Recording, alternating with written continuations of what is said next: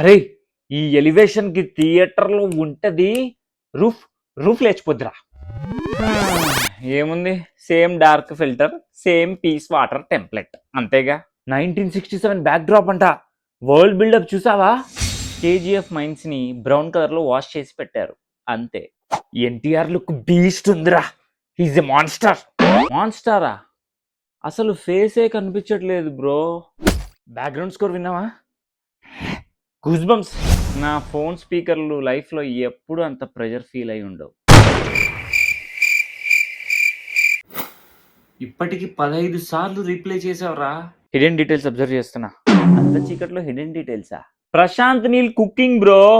అవును, same oil same masala, కొత్త plate అంతే.